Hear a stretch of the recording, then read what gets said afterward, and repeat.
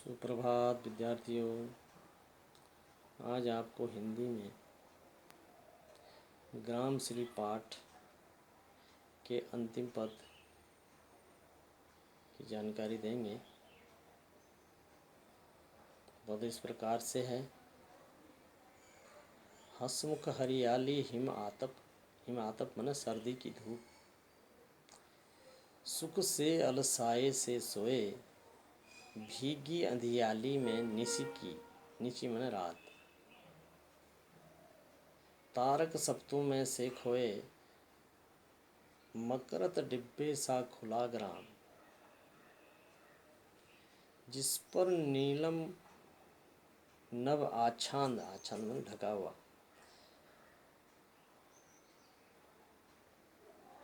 निरुपम हिमांत में स्नग्ध शांत। स्नग्ध मधुर स्नेह, निज शोभा से हरता जन्मन। प्रस्तुत पद हमारी पाठ्य पुस्तक क्षितिज भागे के ग्राम श्री पाठ से लिया गया है। इसके रचयिता प्रकृति प्रेमी कवि सुमित्रानंद पंत जी हैं। प्रसंग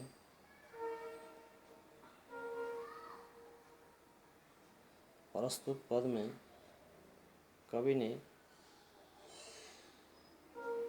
गांव के चारों ओर के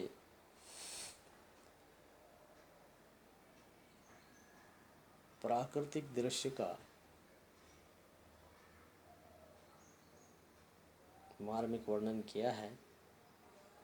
गांव के चारों ओर जो हरियाली फैली हुई है उसका मनमोहक वर्णन किया हुआ है। हसमुख हरियाली हिम आतप,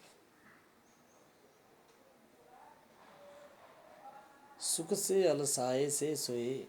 कवि कह रहा है जो गांव के चारों ओर फैली हुई हरियाली है,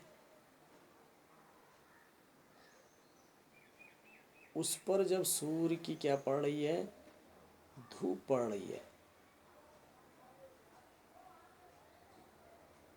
भीगी अंधियाली में निस्की तारक सप्तों से खोए। जब सूर्य की धूप पड़ रही है तो उसमें कुछ विशेष प्रकार की चमक आ गई हरियाली में। भीगी अंधियाली निशी रात्रि में, रात में जो है ओस के कणों के कारण ओस के कणों के कारण जो रात भीग चुकी है, तारक सप्तों में से खोए। तारे उन आधी नींद में महसूस हो रहे हैं। तारक सपनों में से खोए।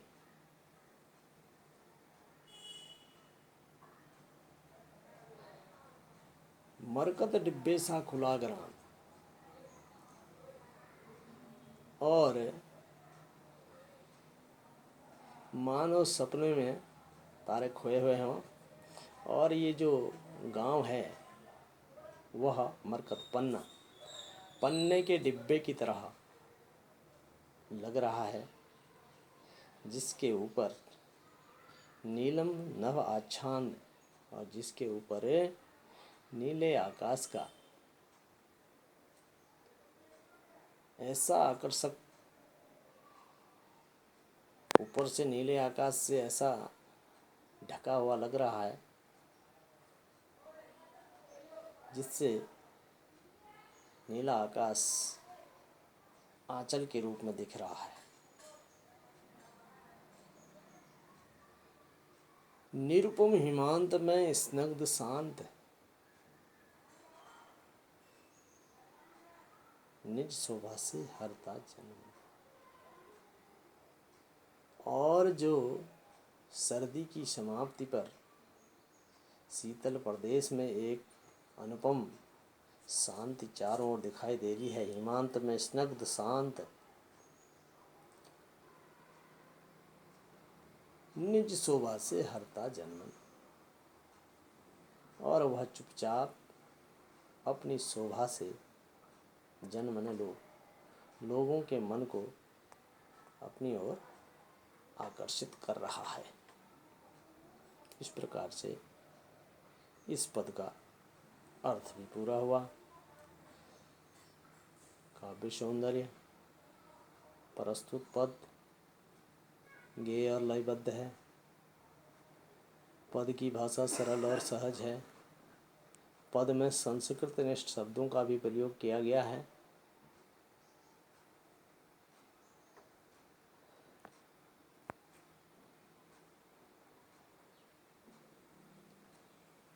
प्राकृतिक सौंदर्य का पद में मार्मिक वर्णन किया गया है और गांव की सुंदरता को एक मरकत के डिब्बे सा अर्थात एक पन्ने के डिब्बे सा बताया गया है। पन्ना जो पहनने का होता है, अंगूठी में नग के रूप में पहनते हैं, तो मरकत के डिब्बे के रूप में कवि ने इस गांव की कल्पना की है कि ऐसा लग रहा है गांव की मानो वह पन्ने का डिब्बा हो। पद में यत्र तत्र अलंकारों का समावेश है। इस प्रकार से ये सातवां पद भी इसका पूरा हुआ और सात के सात पदों का ठीक से स्वाध्याय कर लेंगे और याद भी कर लेंगे। इसके उपरांत पाठ से संबंधित प्रश्नोत्तर लिखाए जाएंगे। धन्यवाद। फिर मिलते हैं।